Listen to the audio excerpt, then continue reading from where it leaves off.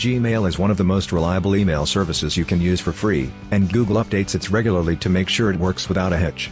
However, issues still occur from time to time, and the most common is when the app just stops working. In this video, I will be showing you what to do if Gmail crashes on your iPhone 11 after iOS 13.2.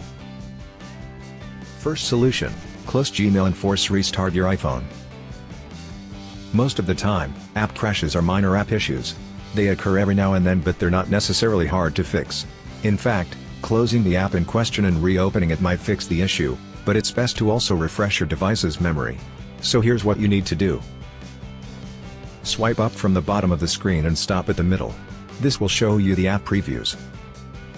Now, swipe up on the Gmail preview to close it. Do the same to other apps. To force restart your iPhone, quickly press and release the volume up button, and then do the same for the volume down button. The moment you release the volume down button, press and hold the power key for 15 seconds or until the Apple logo shows. Now wait for your iPhone to finish restarting. Once the reboot is finished, try opening Gmail and see if it still crashes. Second solution: uninstall Gmail and reinstall it. Another effective solution to this problem is uninstalling the app in question. Doing so will remove all its associations with the firmware and other apps. After that, reinstall the app to make sure you have the latest version. Here's how you do those things. Go to the screen where the Gmail icon is located. Tap and hold on its icon until options show. Tap Delete App. Tap Delete to confirm the deletion of the app. Once the app is successfully uninstalled, launch the App Store. Search for Gmail, and then tap the install icon.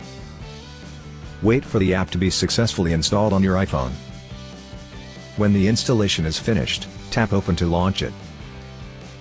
Most of the time, these are the only things you need to do to fix an app that keeps on crashing.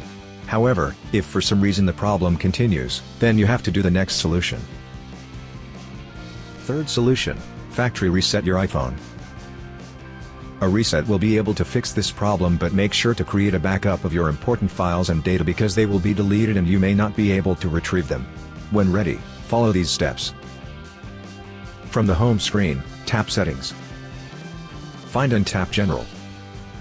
Scroll down to the bottom of the screen, and then touch Reset. Tap Erase all contents and settings. Tap Erase now. If prompted, enter your security lock. Tap Erase iPhone at the bottom of the screen. Tap Erase iPhone again to proceed. Now enter your Apple ID password, and then tap Erase to proceed with the reset. Wait until your iPhone has finished the reset, and then set it up as a new device. I hope that this simple troubleshooting guide has been helpful. Please support us by subscribing to our channel and enabling notifications. Thanks for watching.